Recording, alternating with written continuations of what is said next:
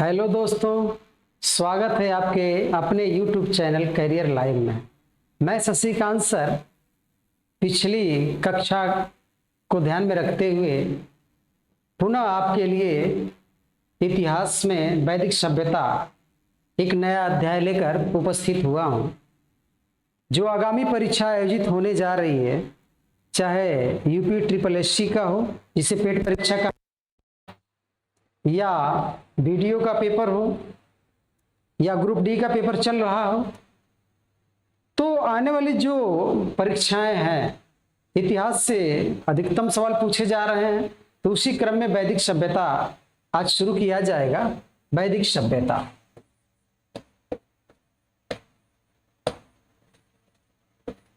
वैदिक सभ्यता, वैदिक सभ्यता। परीक्षा में ग्रुप डी की परीक्षा में वैदिक सभ्यता से सवाल आए, और जो पेट की परीक्षा होने जा रही है, उम्मीद किया जा रहा है कि जो पढ़ाया जाएगा मेरे द्वारा, अनिवार्य रूप से अगर वैदिक सभ्यता से सवाल आता है तो आपको यहाँ से सवाल मिलेंगे और निश्चित रूप से आप सफल होंगे। इसमें आपको कोई संदेह नहीं होना चाहिए, और ये मेरी टीम का और मेरे द्वारा जो पढ़ाया जा रहा है, बिल्कुल ये दावा है कि आप निश्चित रूप से सफल होंगे। तो शुरू करते हैं वैदिक सभ्यता। वैदिक सभ्यता, वैदिक सभ्यता का समय है 1500 बीसी से लेकर 600 बीसी तक। 1500 बीसी से लेकर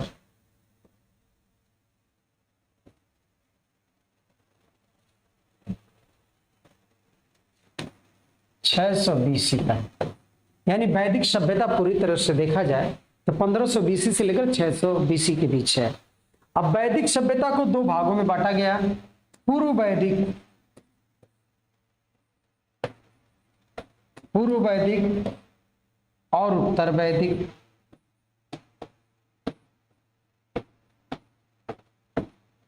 पूर्व वैदिक और उत्तर वैदिक। पूर्व वैदिक का समय है 1500 बीसी से लेकर 1000 बीसी, और उत्तर वैदिक का समय है 1000 बीसी से लेकर 600 बीसी। इसका मुख्य रूप से समय अंतराल है पूर्व वैदिक काल और उत्तर वैदिक काल। तो चर्चा करते हैं कि वैदिक सभ्यता का निर्माण, वैदिक सभ्यता का निर्माण कैसे होता है, और वैदिक सभ्यता के निर्माण करने वाले कहाँ के रहने वाले थे। भारत में आते हैं तो वैदिक सभ्यता से पहले भारत की एक सभ्यता थी जिसका नाम था हड़प्पा सभ्यता, और हड़प्पा सभ्यता को समाप्त होने में बाढ़ का प्रमुख योगदान था। हड़प्पा सभ्यता जब समाप्त होती है तो बाढ़ के योगदान के कारण, या बाढ़ आ जाने के कारण, बड़े स्तर पर बाढ़ आई होगी और एकाएक वो सभ्यता विलुप्त हो गई होगी।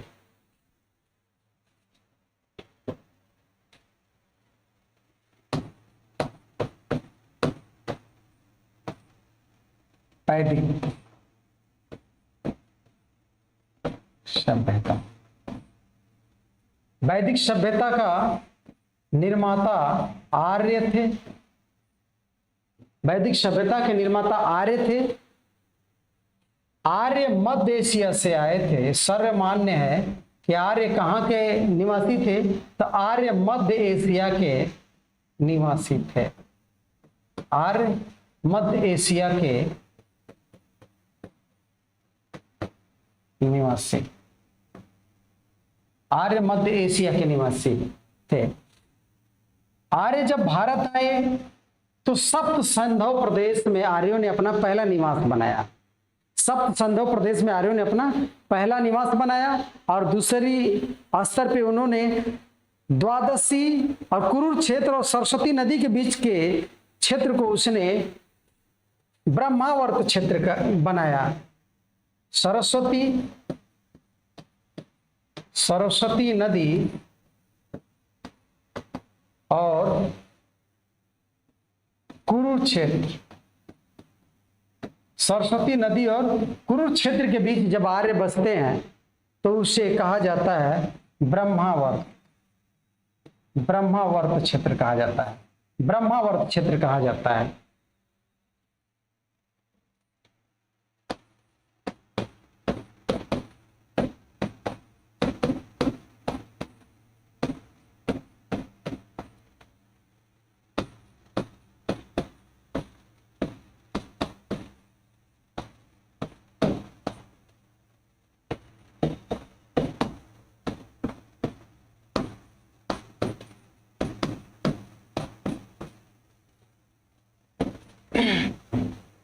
आर्य सबसे पहले सप्त सिंधु प्रदेश में बसते हैं। उसके बाद सरस्वती नदी और कुरुक्षेत्र के बीच जब बसते हैं तो उस क्षेत्र को कहा जाता है ब्रह्मावर्त, जिसका आप स्क्रीनशॉट भी ले सकते हैं, ब्रह्मावर्त। इसके बाद आर्य इसके आगे बढ़ते हैं तो गंगा और यमुना के बीच जब बसते हैं, गंगा और यमुना नदी के बीच जब बसते हैं, इस क्षेत्र में बसते होने के कारण इसे महर्षि देश कहा गया। महर्षि देश। जब आर्य गंगा और यमुना के बीच में निवास करते हैं उस क्षेत्र को महर्षि देश कहा गया। और जब आर्य हिमालय से लेकर अब विंध्याचल पर्वत के बीच,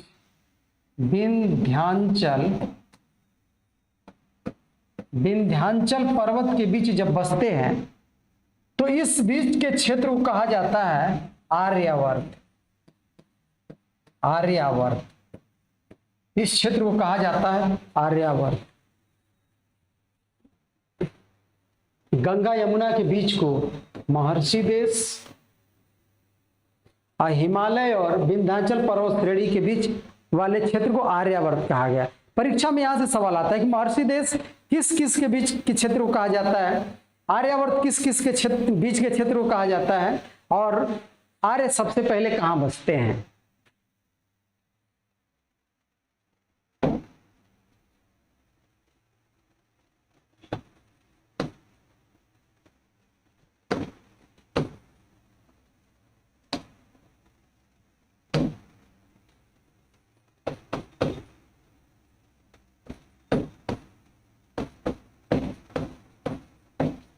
वैदिक सभ्यता।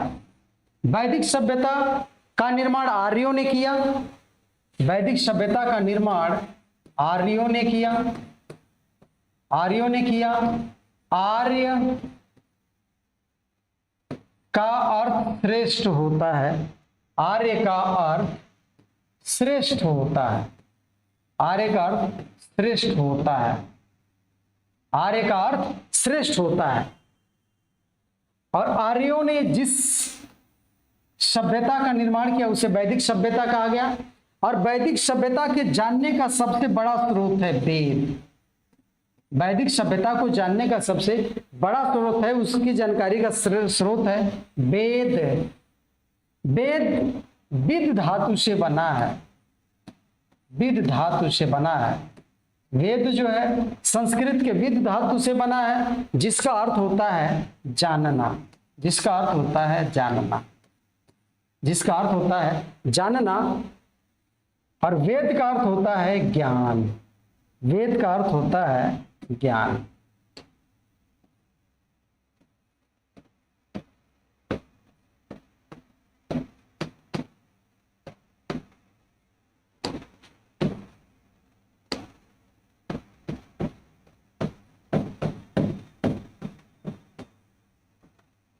वेद का अर्थ ज्ञान होता है। तो आर्यों की जानकारी के लिए ढेर सारे स्रोत हैं। वेद हैं, पुराण है, उपनिषद है, महाग्रंथ हैं, सबसे बड़े। तीन सबके द्वारा वैदिक सभ्यता की जानकारी होती है। तो वेदों के द्वारा जानकारी होती है। 4 वेद हैं, वेदों की संख्या 4 है। 4 वेद हैं, वेदों की संख्या 4 है।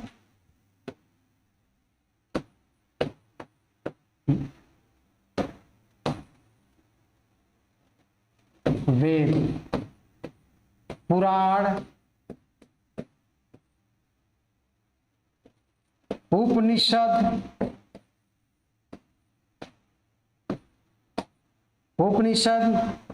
वेदांग,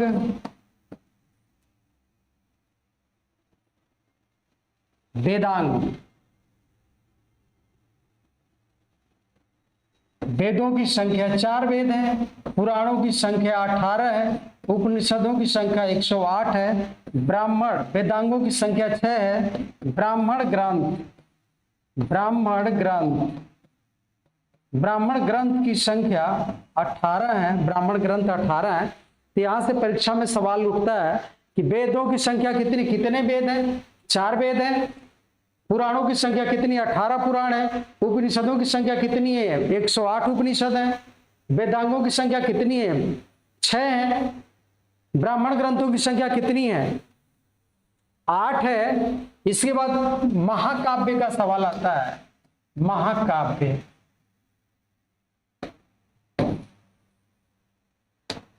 महाकाव्य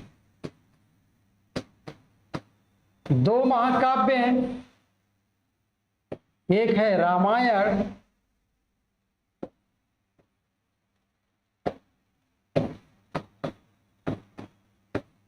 और दूसरा है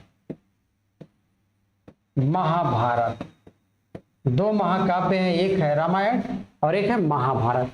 तो चर्चा करते हैं जो वेद है, पुराण है, उपनिषद है, वेदांग है, ब्राह्मण ग्रंथ है, महाकाव्य, इसकी अलग अलग चर्चा की जाएगी। तो शुरू करते हैं वेद। जो वेद है, वेद, अब वेद 4 हैं। पहला जिसे कहा जाता है ऋग्वेद, ऋग्वेद। दूसरा वेद यजुर्वेद। तीसरा वेद सामवेद। चौथा वेद अथर्ववेद। ये 4 वेद हैं। पहला वेद ऋग्वेद, दूसरा यजुर्वेद, तीसरा सामवेद और चौथा अथर्ववेद। ये चारों वेदों से सवाल अनिवार्य रूप से पूछा जाता है। तो जो वेद हैं इनका संबंध है, ऋग्वेद का संबंध है देवताओं की स्तुति से। देवताओं की स्तुति किया जाता है, देवताओं को याद किया जाता है, सूक्तियां लिखी गई हैं। ऋग्वेद का संबंध देवताओं की स्तुति से है। यजुर्वेद का संबंध कर्मकांड से है। कर्मकांड, कर्मकांडी वेद है। यजुर्वेद कर्मकांडी वेद है। सामवेद गायन से संबंधित है। सामवेद गायन, इसमें गायन से संबंधित है। और अथर्ववेद जादू, जादू टोना, जादू टोना, ज्योतिष,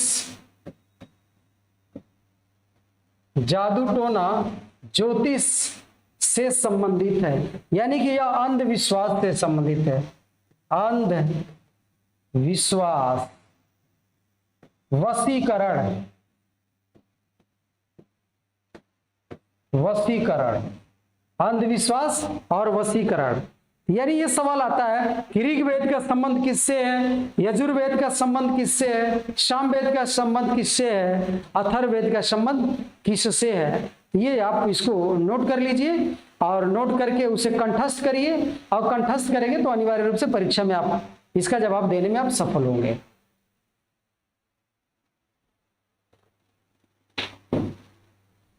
अब वेद जो है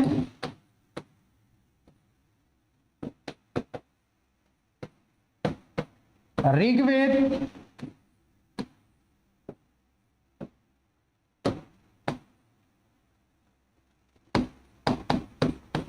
यजुर्वेद, सामवेद और चौथा अथर्ववेद। अथर्ववेद, चौथा अथर्ववेद। अभी अथर्ववेद है, इसमें से पहले दूसरे तीसरे को मिलाकर वेद त्रयी कहा गया है।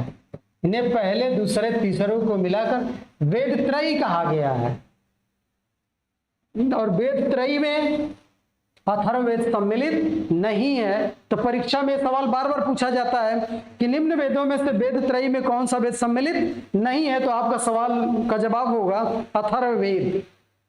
इसका भी स्क्रीनशॉट आप ले सकते हैं, बहुत वेरी वेरी इंपॉर्टेंट है। और आप इसे कंठस्थ करिए और एक नोटबुक बनाइए और उसे लिखिए। इसके बाद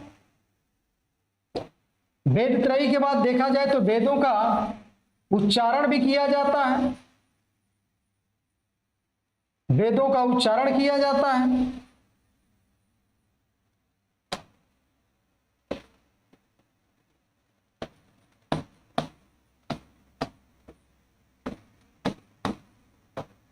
उच्चारणकर्ता, उच्चारणकर्ता, सवाल आता है कि ऋग्वेद के उच्चारणकर्ता को क्या कहा जाता है? ऋग्वेद, यजुर्वेद, सामवेद, अथर्ववेद उच्चारणकर्ता। तो ऋग्वेद के उच्चारणकर्ता को होत्री कहा गया। होत्री यानी ऋग्वेद में जितने मंत्र हैं उसका जो पाठन करता था, उच्चारण करता था, उसे होत्री कहा गया।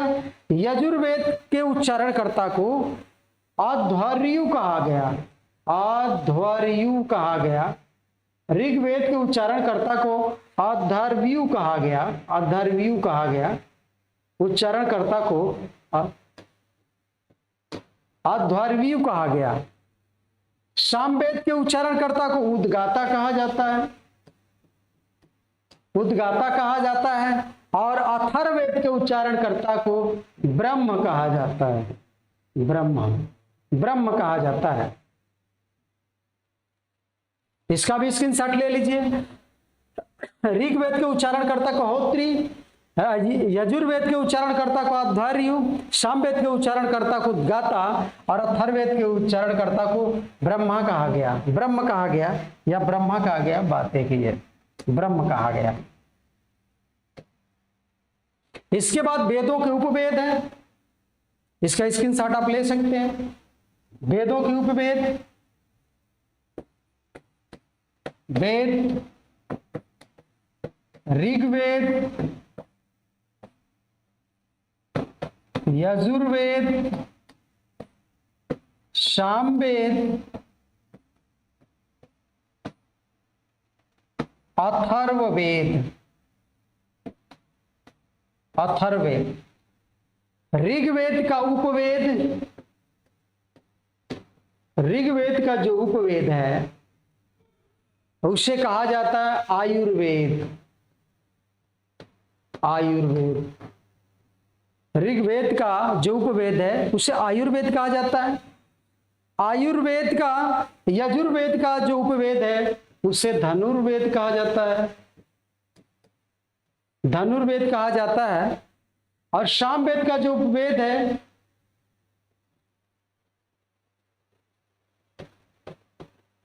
सामवेद का जो उसका उपवेद है गंधर्ववेद कहा जाता है। सामवेद का जो उपवेद है उसे गंधर्ववेद कहा जाता है।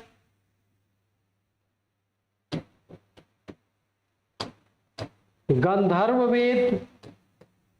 और अथर्ववेद का जो उपवेद है उसे शिल्पवेद कहा जाता है, शिल्पवेद, शिल्पवेद। तो आपकी परीक्षा के लिए बहुत इंपॉर्टेंट है, यहां से अनिवार्य रूप से सवाल पूछा जाता है कि उपवेद बताइए, आयुर्वेद, धनुर्वेद, गंधर्ववेद और शिल्पवेद किस किस वेद का उपवेद है। तो आप इसका स्क्रीनशॉट भी ले सकते हैं, आपके लिए बहुत इंपॉर्टेंट है। चलिए अगला चर्चा करते हैं ऋग्वेद। ऋग्वेद की चर्चा करते हैं। ऋग्वेद, ऋग्वेद में कुल 10 मंडल हैं। ऋग्वेद में कुल 10 मंडल है और इस 10 मंडलों में 2 से लेकर 7 मंडल सबसे प्राचीन है, सबसे प्राचीन है। 10 मंडल में 2 से लेकर 7 मंडल सबसे प्राचीन मंडल है और इसे वंश मंडल भी कहा जाता है, इसे वंश मंडल भी कहा जाता है, वंश मंडल, वंश मंडल कहा जाता है। और इस मंडल की रचना सबसे पहले हो जाती है और जब सबसे पहले हो जाती है तो सबसे प्राचीन मंडल, सवाल आता है सबसे प्राचीन मंडल, सबसे प्राचीन मंडल किसे कहा जाता है? तो सबसे प्राचीन मंडल कहा जाता है 7वें मंडल को सबसे प्राचीन मंडल कहा जाता है। सातवां सबसे प्राचीन मंडल है। अब बाद में मंडल जोड़ा गया 2 से 7 शेष मंडल में पहला, 8वां, 9वां और 10वां मंडल जोड़ा गया। बाद में ये मंडल जोड़े गए, पहला मंडल, 8वां मंडल, 9वां मंडल और 10वां मंडल जोड़ा गया। ये सबसे नवीन मंडल है, सबसे नवीन मंडल है, नवीन मंडल है, नवीन मंडल, ये नवीन मंडल है, इन्हें नवीन मंडल कहा जाता है। और सबसे नवीन मंडल सवाल परीक्षा में आता है,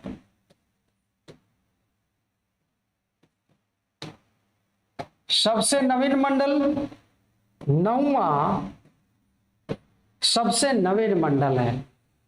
परीक्षा में सवाल आता है कि कौन सा मंडल सबसे प्राचीन मंडल है, कौन सा मंडल सबसे नवीन मंडल है। तो सबसे प्राचीन मंडल 7वां मंडल है और सबसे नवीन मंडल 9वां मंडल सबसे नवीन मंडल है। इसका स्क्रीनशॉट आप ले लीजिए, बहुत इंपॉर्टेंट है।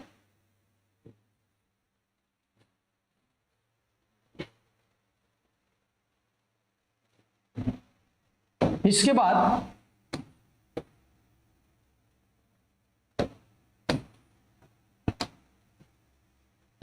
ऋग्वेद, ऋग्वेद पे चर्चा कर लिया जाए। ऋग्वेद में 10 मंडल है, 1580 मंत्र हैं, 1580 मंत्र हैं और 1028 सूक्त हैं, 128 सूक्त है। इन ऋग्वेद में इतने ढेर सारे चीज सम्मिलित हैं। 10 मंडल है, 1580 मंत्र हैं और 1028 सूक्त हैं। अरे 1028 सूक्त हैं। इकाई, दहाई, सैकड़ा, हजार, 10,580 मंत्र हैं और 1028 सूक्त हैं। ये जो 10 मंडल है इसकी चर्चा करते हैं कि 10 मंडल में क्या क्या अंकित है, क्या क्या उल्लिखित किया गया 10 मंडल में।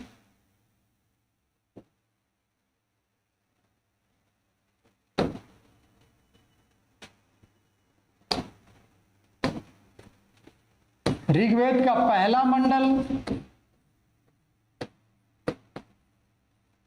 ऋग्वेद का पहला मंडल अग्नि से संबंधित है। अग्नि देवता, अग्नि देवता को समर्पित है, अग्नि देवता को समर्पित है।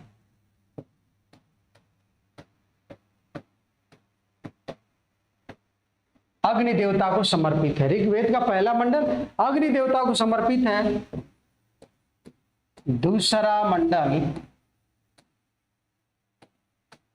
दूसरा मंडल इंद्र देवता को समर्पित है। इंद्र देवता, दूसरा मंडल इंद्र देवता को समर्पित है। इंद्र देवता,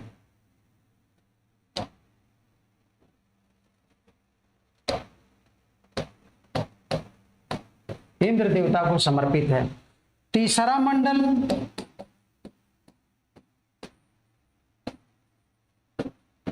तीसरा मंडल, तीसरा मंडल में गायत्री मंत्र का उल्लेख है। गायत्री मंत्र का उल्लेख है, गायत्री मंत्र का, गायत्री मंत्र का उल्लेख है। और ये गायत्री मंत्र, तीसरे मंडल की रचना, गायत्री मंत्र की रचना विश्वामित्र ने किया है। विश्वामित्र ने किया है।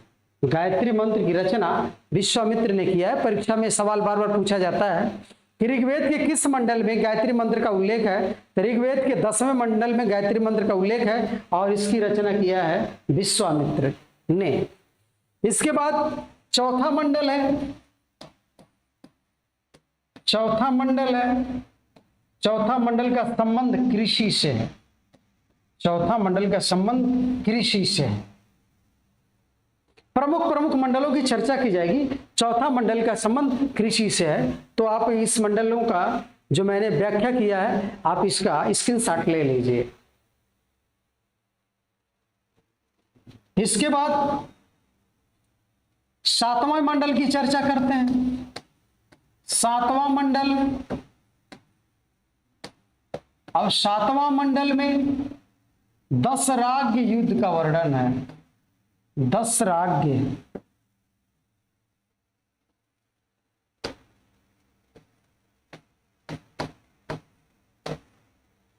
10 राज्य युद्ध का वर्णन है।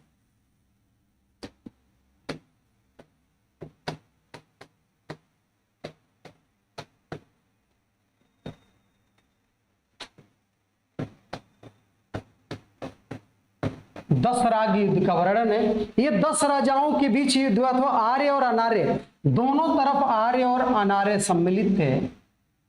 आर्य और अनार्य इस युद्ध में दोनों तरफ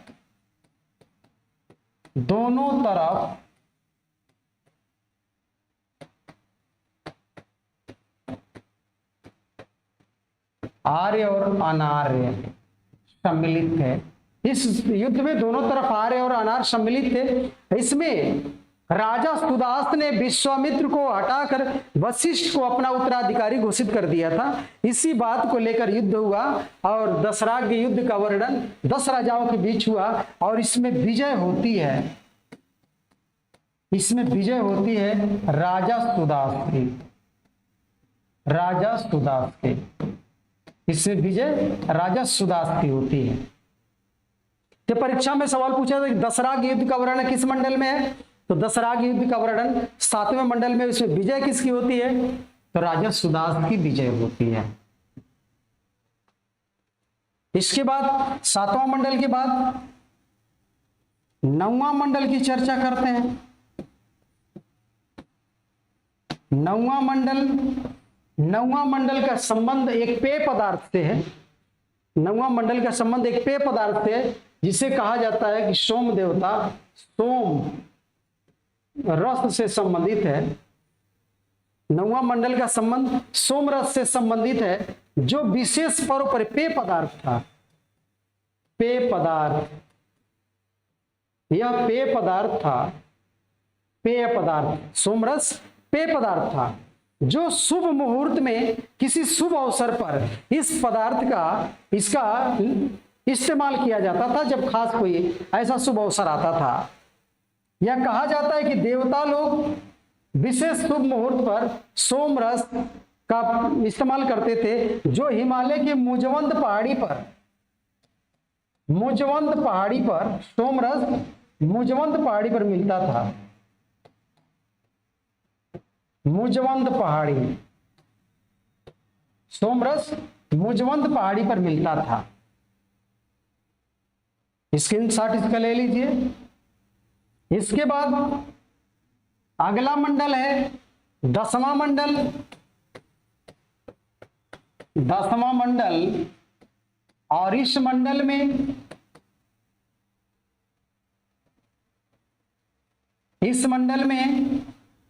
वर्ण व्यवस्था का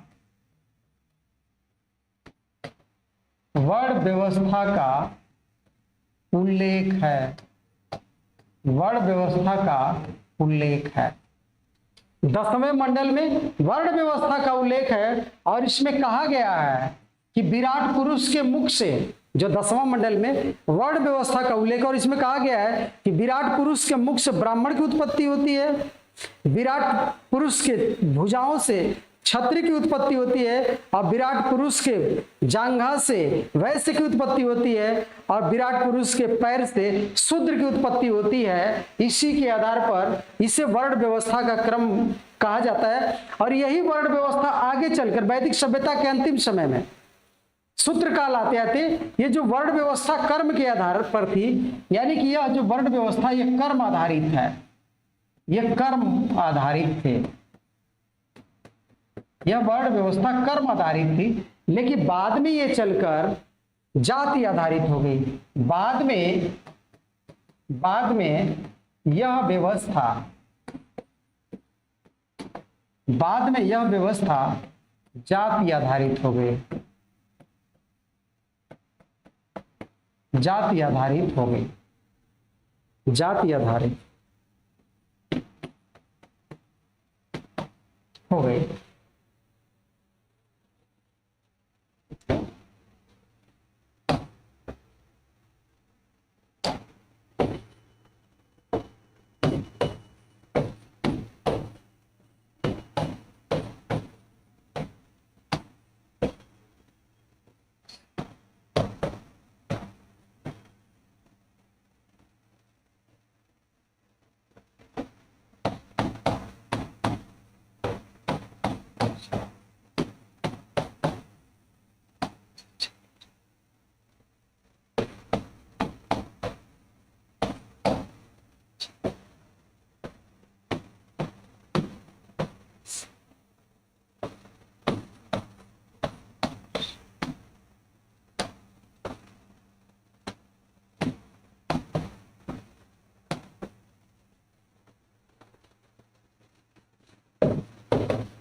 अब परीक्षा में सवाल आता है, मुख से किसकी उत्पत्ति होती है, पैर से किसकी होती है, और भुजाओं से किसकी होती है, जांग से किसकी होती है, और यहाँ से वर्ण व्यवस्था की शुरुआत मानी जाती है। और यही आगे चल के बहुत लंबे समय के बाद जाति में बदल गए और आज तक वर्तमान में यह जाति व्यवस्था भारत में कायम है।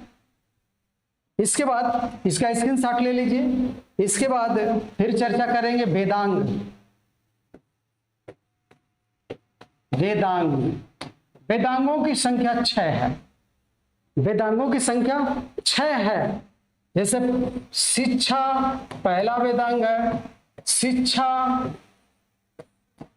कल्प, निरुक्त,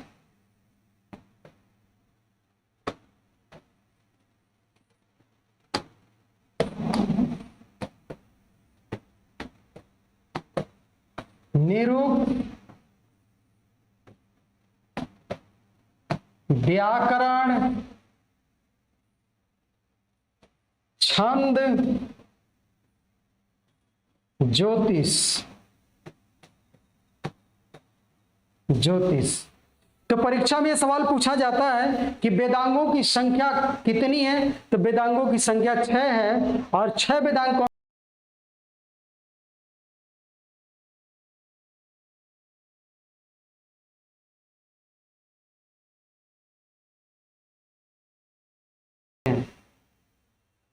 इसे वेदांग कहते हैं। वेदों में देखा जाए, वेदों में तो जो ऋग्वेद, यजुर्वेद, सामवेद को कहा गया कि ये वेद त्रयी में है। लेकिन अगर कहा जाए कि सबसे लोकप्रिय वेद किसे माना गया, तो सबसे लोकप्रिय वेद, वेदों में सबसे लोकप्रिय वेद